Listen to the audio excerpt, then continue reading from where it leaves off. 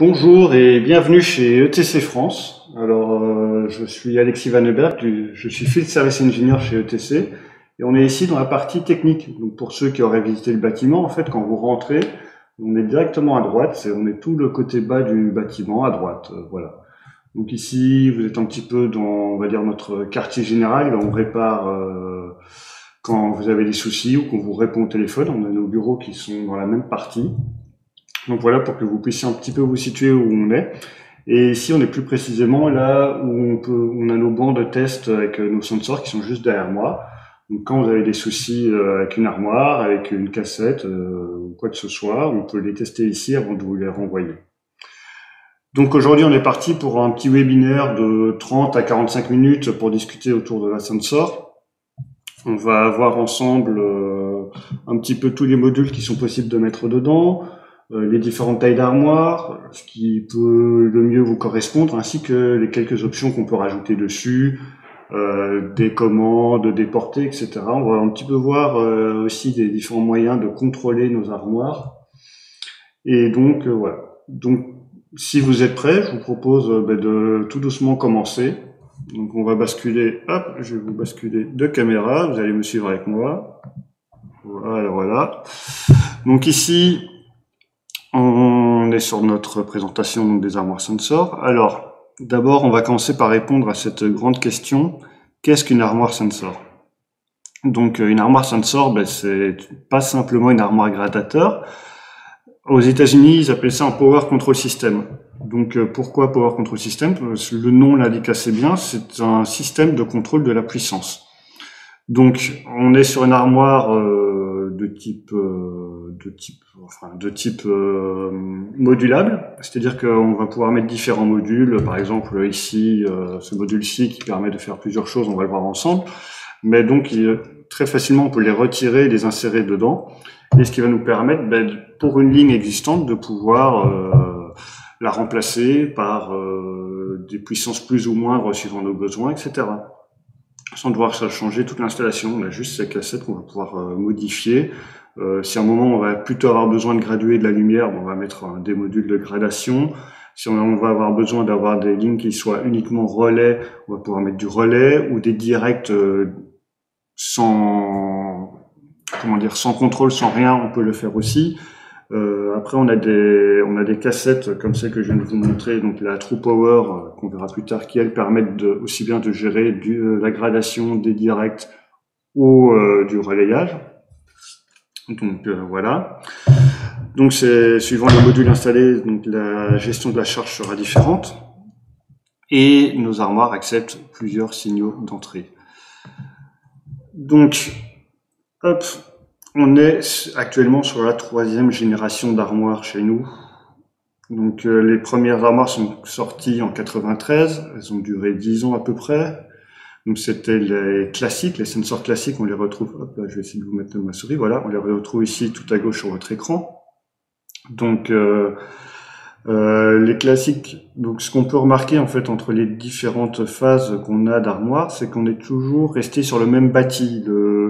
L'armoire en elle-même a très peu changé ou évolué, à part les couleurs, quelques petites choses comme ça, ce qui permet en fait aux personnes qui auraient acheté une sensor première génération de pouvoir faire un upgrade dessus, de passer à de la sensor 3.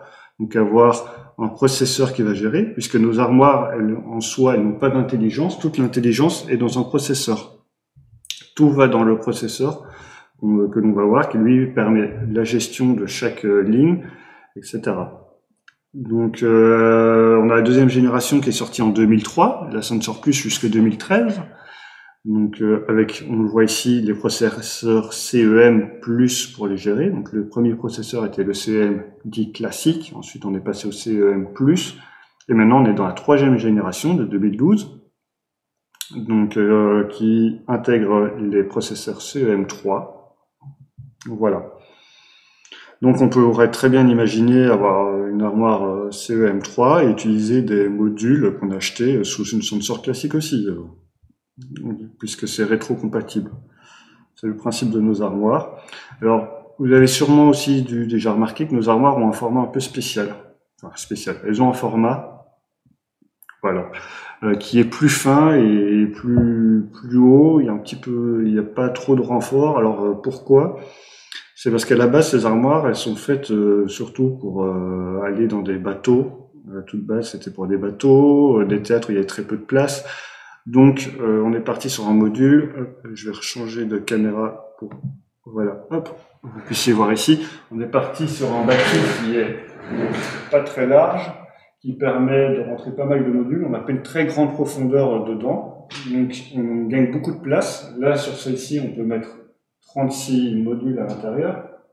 Ah, 24, pardon, c'est une 24 modules celle-ci, excusez-moi. Ça permet voilà, un peu de les glisser un peu partout. Elles sont assez légères en fait, puisque tout ce qui va être poids va être dans les cassettes qui sont ici. On voit toute la partie cuivrée, lourde, etc. Se trouve dans les cassettes. Donc une fois qu'on les retire, l'armoire est assez légère, on peut l'installer facilement, etc. On peut y accéder facilement. Et donc la philosophie, voilà, c'était d'avoir une armoire qui soit facile, qu'on puisse caser un petit peu où on veut. Après, la seule chose qu'il faut bien retenir avec ces armoires, c'est que comme on est sur une ventilation unique, c'est-à-dire que le ventilateur se trouve ici au-dessus dans le cache, vous avez une turbine qui va vous permettre d'extraire l'air pour pouvoir respirer. En fait, l'air va passer par la porte qui est ici. Donc vous voyez, il y a une ouverture dans la porte qui va permettre à l'air de s'engouffrer. Elle va passer dans le filtre qu'on voit ici, de la porte. Elle va passer au travers de toutes nos cassettes qui seront installées. Vous voyez, il y a des ouvertures dans les cassettes qui permettent que ça respire. Et cet air chaud va être aspiré vers le haut.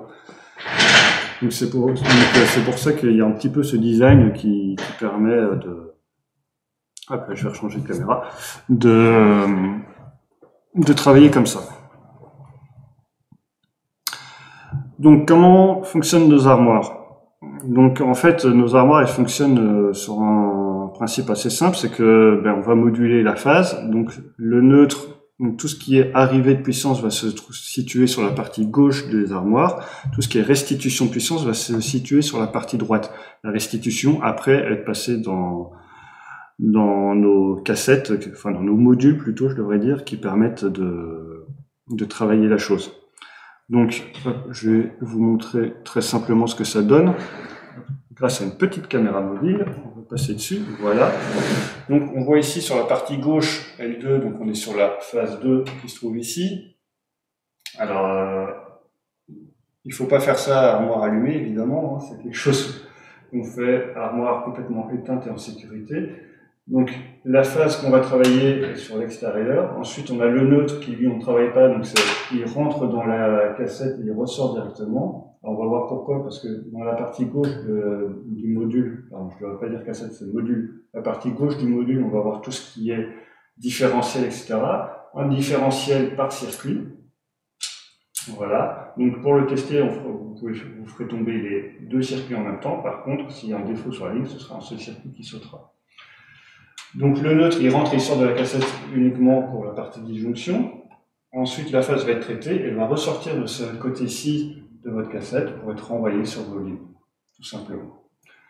Ce côté-ci aussi, il y a tout ce qui est entrée électronique pour, on va voir la gestion. Donc le processeur CEM3 qui va pouvoir discuter avec vos cartes et le retour d'information de vos cartes si vous avez pris, pardon, hop là, et le retour d'information de vos cartes si vous avez pris cette option-là. Hop, on va rebasculer sur le PowerPoint. Donc voilà, donc le grand principe c'est on rentre à gauche dans nos armoires, on travaille le signal que vous avez besoin, on vous le ressort à droite et ça peut partir vers vos projecteurs ou autres. Donc on a 4 tailles d'armoires actuellement. On a la ESR 12, la 24, la 36 et la 48. Donc pourquoi ESR?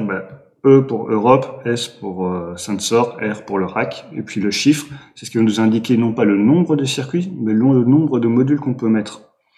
Donc suivant les modules que vous allez avoir, la plupart des modules ont 2 circuits, donc sur une armoire de 12 par exemple, vous pourrez avoir 24 circuits.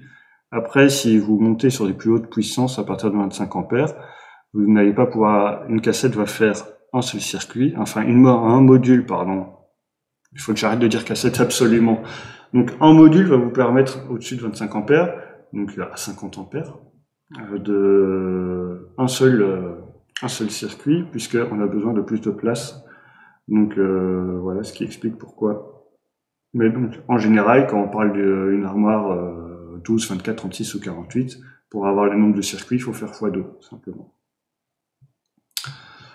Donc voilà, donc on a différents types de racks qu'on utilise, les ESR pour l'Europe, HSR pour la partie Asie, l'ESR pour la partie États-Unis, hein, pour SR pour tout ce qui est sensor rack, hein, tout simplement pour les États-Unis. Ensuite, excusez-moi, je vérifiais juste s'il y avait déjà des questions ou pas. N'hésitez pas à poser vos questions aussi, je les reçois directement, donc je pourrai y répondre avec plaisir. Ensuite, quand vous allez choisir quand vous allez avoir le projet de mettre des sensor racks dans votre théâtre ou dans votre lieu ou n'importe où, il va falloir réfléchir au type de contrôle que vous voulez, si vous avez besoin plutôt de contrôle de sinus, si vous avez besoin de relais, de trailing, quels sont vos besoins. C'est des choses, il ne faut pas hésiter à en parler avec nos services commerciaux pour qu'ils puissent vous conseiller au mieux, ou même avec la partie technique, pour vraiment voir quel module va mieux vous correspondre. Vous allez voir, on a toute une gamme de modules, on va y arriver juste après. Il y a toute une gamme de modules pour pouvoir vous aider. Ensuite, il va falloir choisir les fonctionnalités que vous allez avoir avec. Si vous voulez des fonctionnalités de retour d'infos, donc tout ce qui est la partie, on appelle la partie AF, donc tout ce qui est retour d'infos, problème de charge ou quoi que ce soit, les types de disjoncteurs, unipolaires, bipolaires, différentiels, enfin voilà. Donc tout ça, pour s'y retrouver, pour nous et puis pour vous aussi, on a créé des combinaisons de lettres et de chiffres pour chaque module. Hop, c'est ce qu'on va voir maintenant. Donc la première partie du disjoncteur pour l'Europe, enfin du module, pardon, pour l'Europe, ça commencera toujours par un E. Ensuite, ici, on voit ici au-dessus, voilà la partie dimmer, tout ce qui va être module de dimmer. Hop, voilà, donc je vais prendre celui-ci. Là. Comme ça, on va pouvoir le voir ensemble. Donc le dimmer, donc ici c'est un dimmer de circuit. Donc on va voir la première, hop, au niveau de l'écriture ici, donc on a marqué le E pour Europe, le D pour dimmer. Ensuite on a un chiffre qui va nous donner la charge. Donc là c'est 15 ampères, c'est un ED15.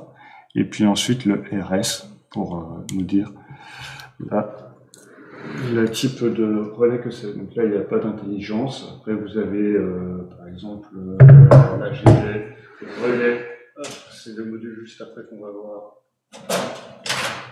Hop. Bon, alors. Ici c'est un module relais. Donc on va avoir le E pour l'Europe toujours. Alors, je suis pas sûr qu'on voit très bien. Peut-être comme ça. Donc voilà. Donc on va avoir le E pour l'Europe, le R pour le relais, ensuite le 15, toujours 15 ampères, et AFR pour nous dire le AF du retour d'information. Donc on a des modules à courant constant, donc ce sera ECC, quelque chose suivant le nombre d'ampères que vous avez besoin. Ensuite on a la partie des cassettes qui s'appelle les ELV. Ah, je crois qu'on a une question.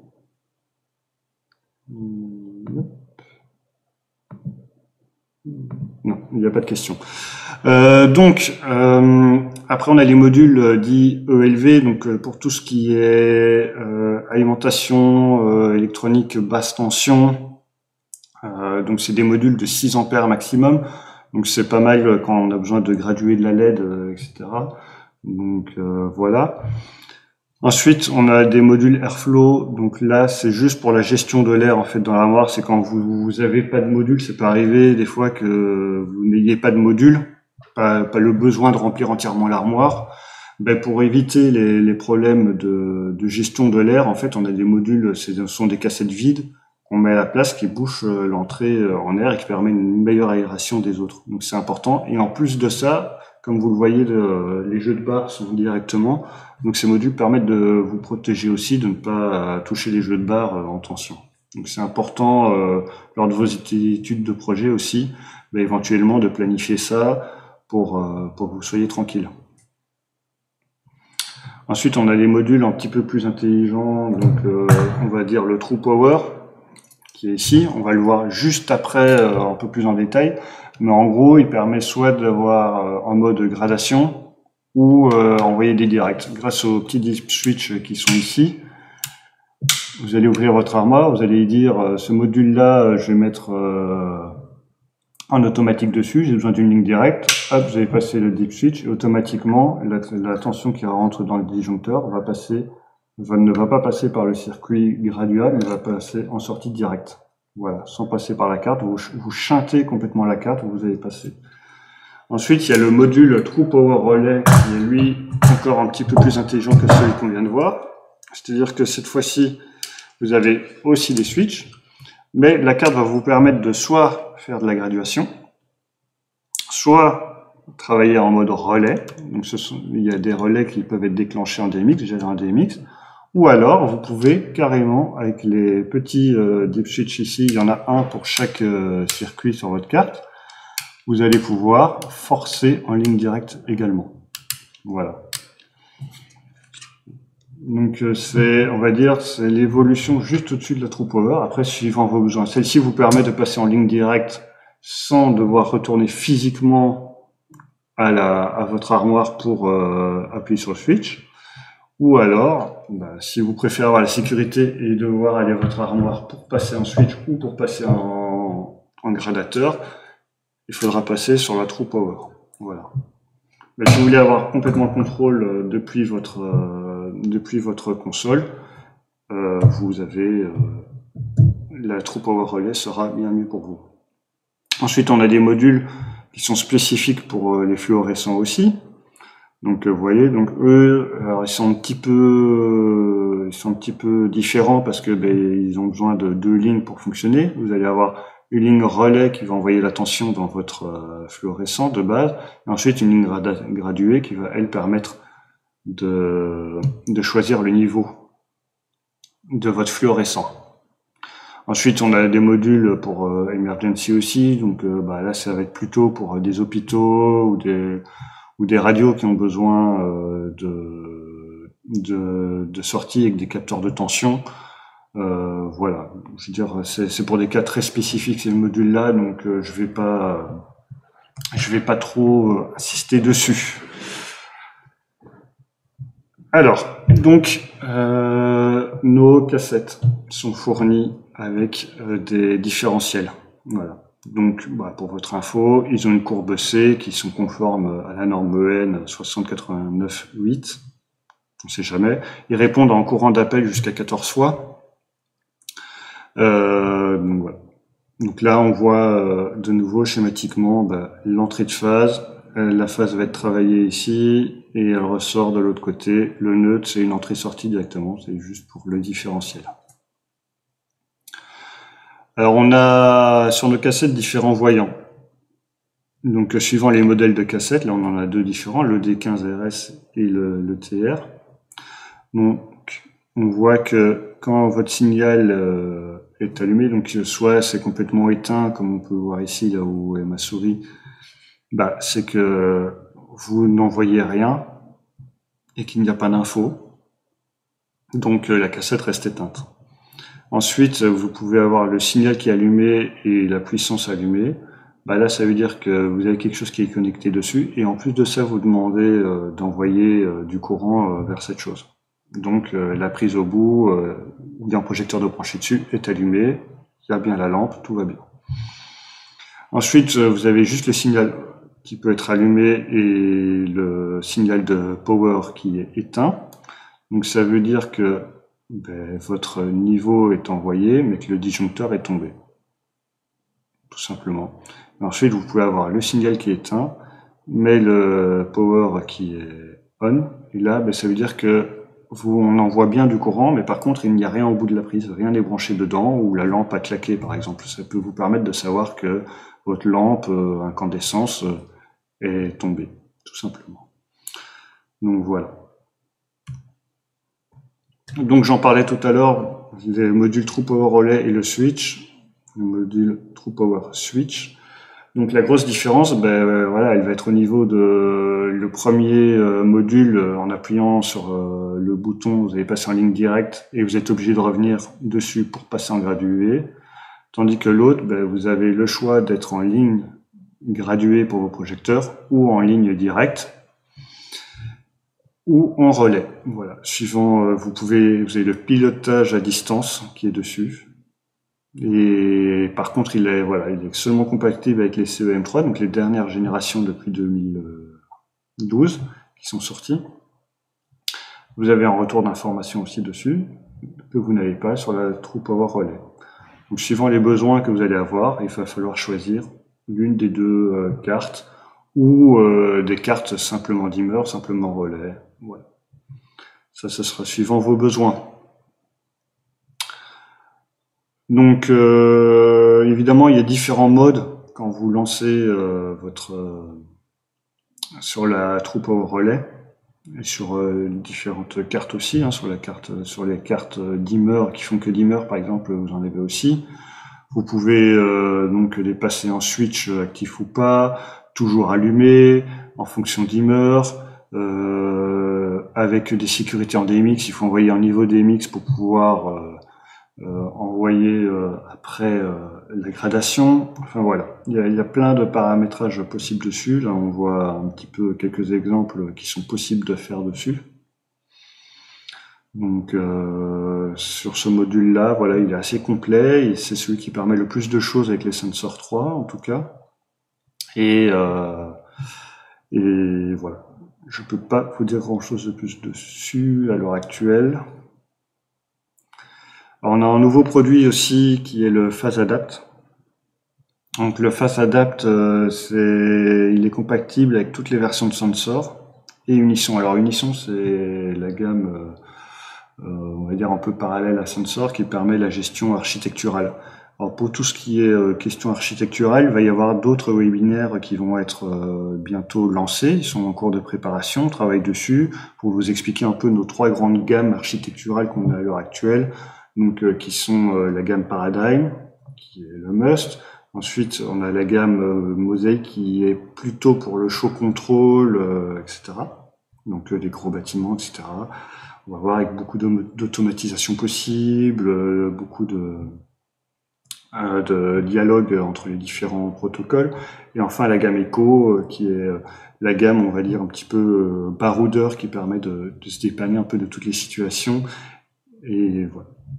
Donc en sachant que Paradigm permet de communiquer avec tout le monde sur cette partie architecturale et qui permet aussi de contrôler évidemment nos armoires sensors.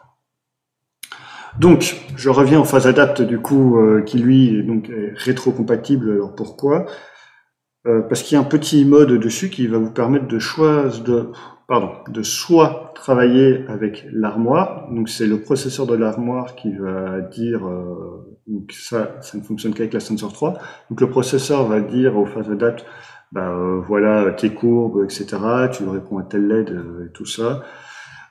Ensuite, si vous allez passer sur une Sensor Plus ou une Sensor tout court, vous avez des petits switches qu'on voit ici devant qui vont vous permettre de régler, de faire vos choix de réglage de courbe d'attaque. Par exemple, on voit 5%, 10% la courbe d'attaque, donc directement elles vont envoyer 10% ou pas.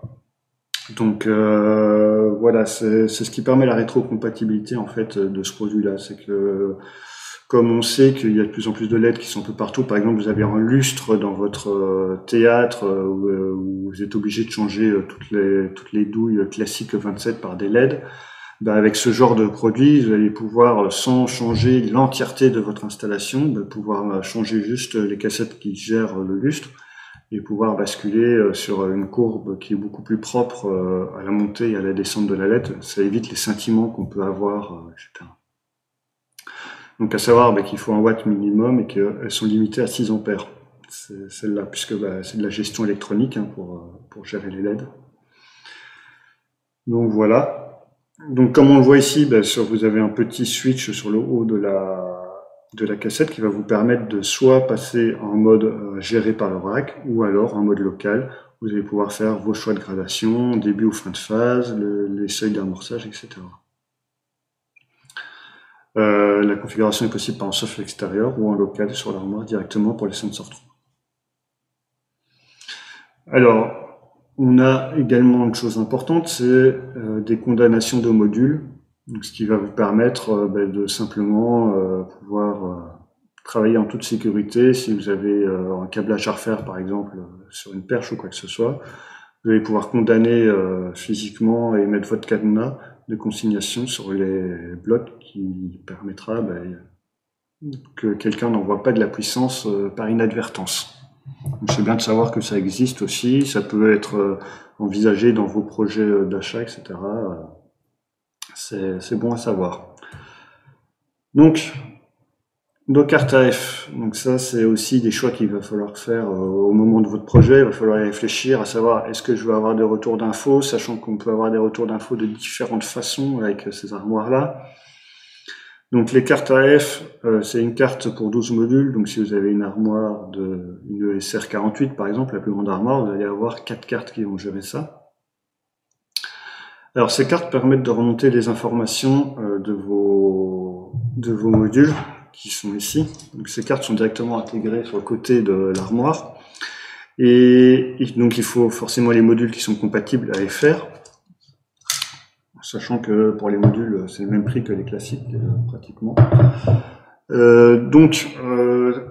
À quoi va vous servir cette carte AF? Eh ben, elle va pouvoir vous dire si vous avez un disjoncteur de tomber ou pas. Elle va pouvoir vous dire si y a un problème de puissance sur la ligne. Voilà un petit peu tout. Vous allez pouvoir avoir un petit peu tous les retours.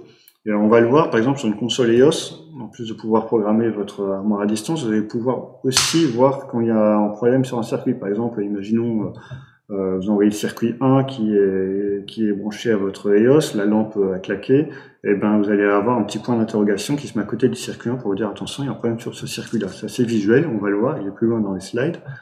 Et ça va vous permettre vraiment d'avoir ce retour d'information directement sur votre console, donc aussi bien EOS que Cobalt. Cobalt, ce sera un petit triangle jaune avec un point d'exclamation.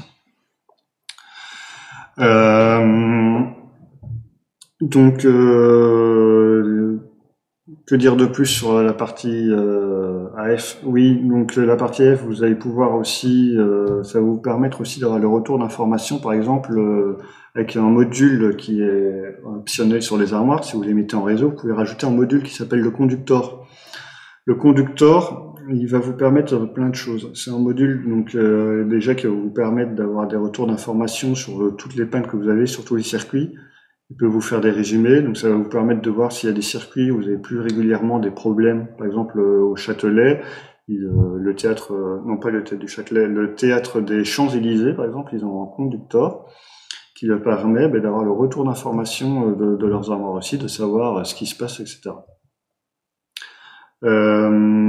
Ce conducteur, on peut aussi programmer pour que, donc il a deux cartes réseau en fait. Il y a une carte réseau qui va pouvoir être utilisée sur votre circuit ETC, et la deuxième carte réseau, vous allez pouvoir brancher sur votre connexion internet classique, par exemple à votre box ou quoi que ce soit, pour pouvoir vous envoyer des emails. Alors pourquoi, vous allez me dire, mais pourquoi m'envoyer des emails ou des SMS ou autres, suivant si vous avez décidé, enfin si vous avez un service de SMS, vous pouvez brancher un service de SMS. Et donc en configurant ce conducteur, pardon, on va pouvoir avoir des retours d'infos. Alors, j'ai une question, excusez-moi. Donc, je m'arrête du coup, je reviendrai à conducteur juste après. Donc, j'ai une question de Brian. Si on a des trous power relais, besoin de la carte AF. Alors, les trous power relais, oui, la carte AF, normalement, elle est intégrée dans votre armoire. Enfin, c'est au moment de l'achat de votre armoire, on va vous demander si vous voulez la partie AF ou pas. Donc, en true power relais, c'est mieux d'avoir la carte AF quand même. Donc voilà. Je sais pas si j'ai bien répondu à la question. Je pense que oui. En fait, la carte AF, c'est vraiment un choix au moment où vous allez prendre l'armoire. Après, on peut toujours la rajouter plus tard. Si jamais vous achetez une armoire, vous dites sur le moment, j'ai pas besoin du retour AF, j'ai pas envie d'avoir des infos comme ça. Je préfère aller voir sur place ce qui se passe. C'est possible aussi. Puis au bout d'un an ou deux, vous changez d'idée. On peut très bien le rajouter plus tard. Voilà. Donc conducteur. Donc sur cette deuxième carte réseau que je parlais, vous allez pouvoir donc vous brancher par exemple à votre box et ça va vous permettre d'envoyer des mails. Donc ces mails, ils peuvent vous dire quand vous avez par exemple un problème de puissance sur un circuit, ça va vous permettre de vous dire si quelque chose est disjoncté. Donc on peut imaginer de recevoir des alertes quand vous avez des disjonctions. Vous pouvez donc ça, vous pouvez aussi avoir votre consommation. Conductor est capable, les armoires sensors sont assez intelligentes, elles savent ce qui se passe, donc vous pouvez calculer votre consommation électrique.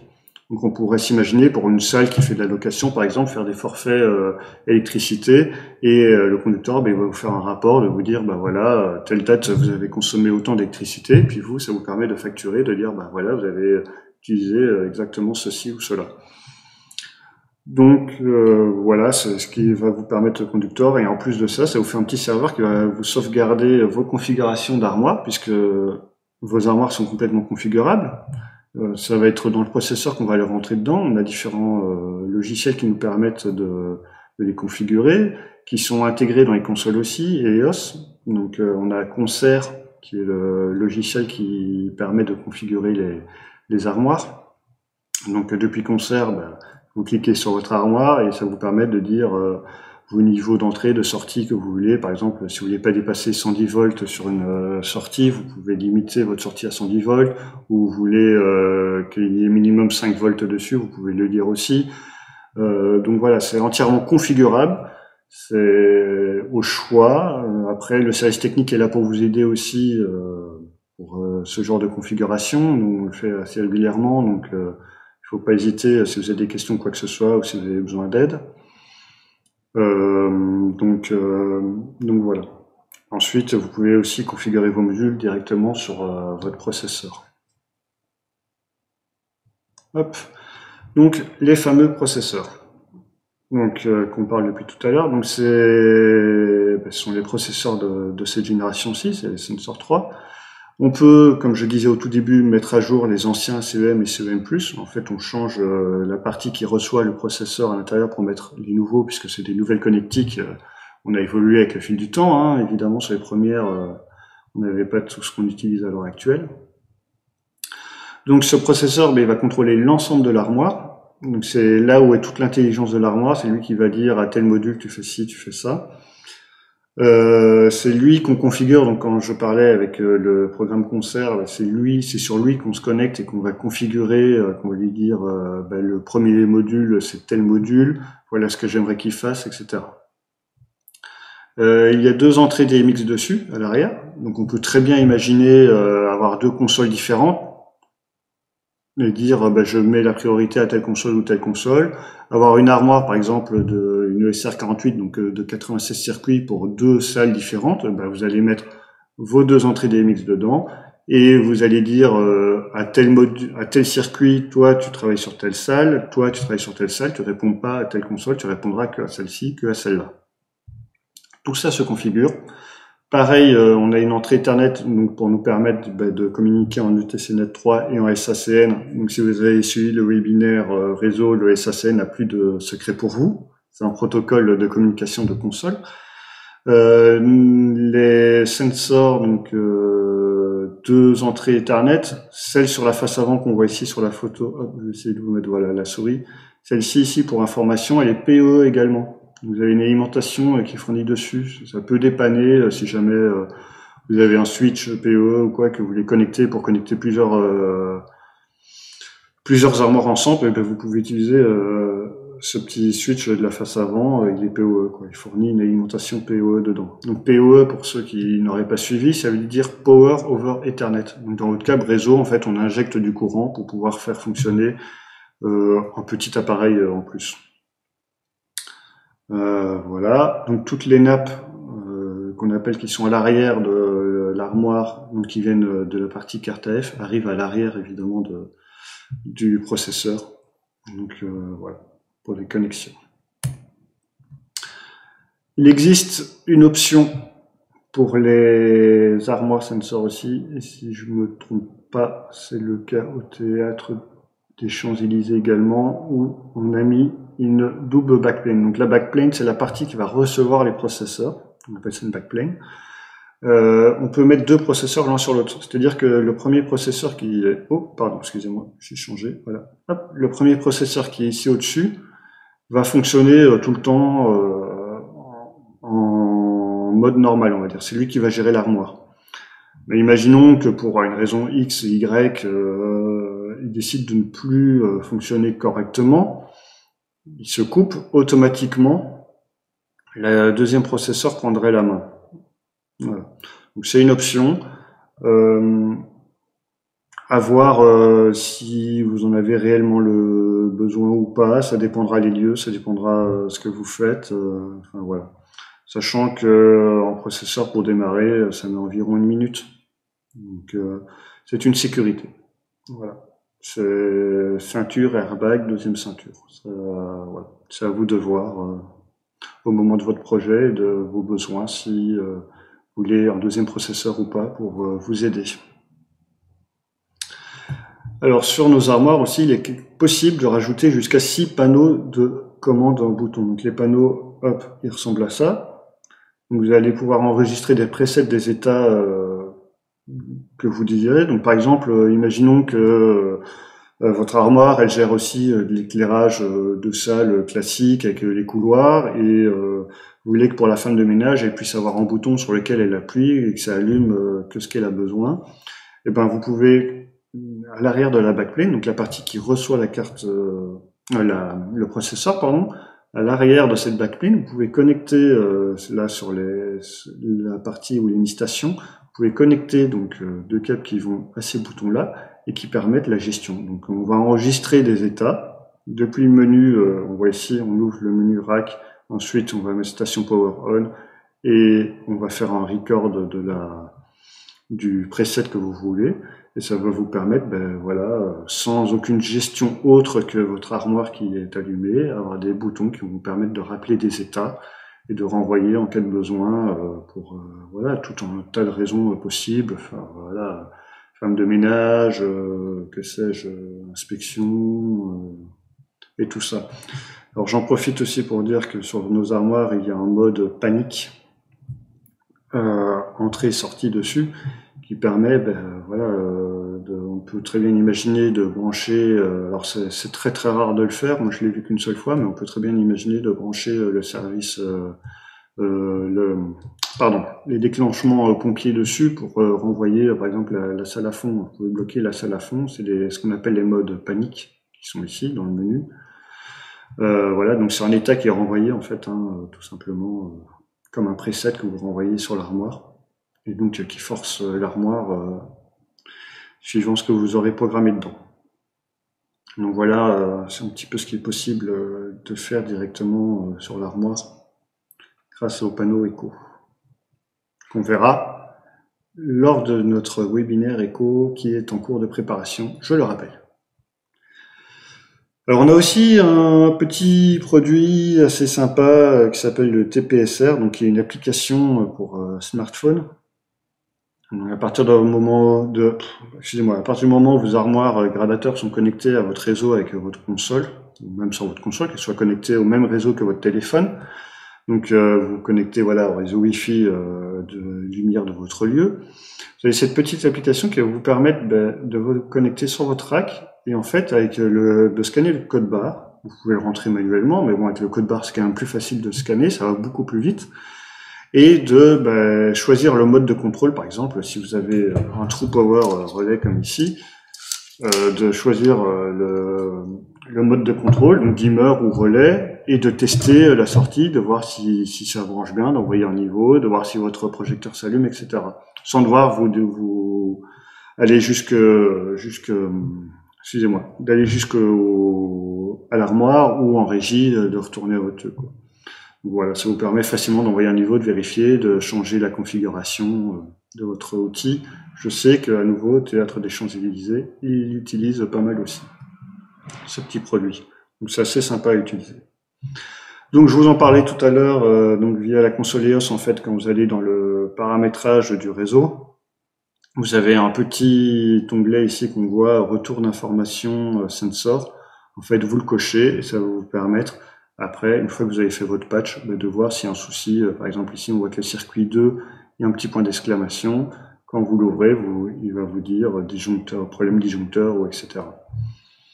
Donc je crois que d'ailleurs j'oubliais de vous dire pour l'application Hub juste avant TPSR, normalement on a dû vous mettre en commentaire le lien vers une vidéo qui va vous permettre en fait de mieux comprendre l'utilisation de cette application, qui est assez simple et qui permet, il suffit d'imprimer des QR codes avec vos circuits et votre space et ça vous permet directement de les programmer. Donc voilà, je pense qu'on a fait le tour pour les os et normalement on a fait le tour de cette présentation. Donc je ne sais pas si vous avez d'autres questions, s'il y avait des choses que vous voudriez revoir.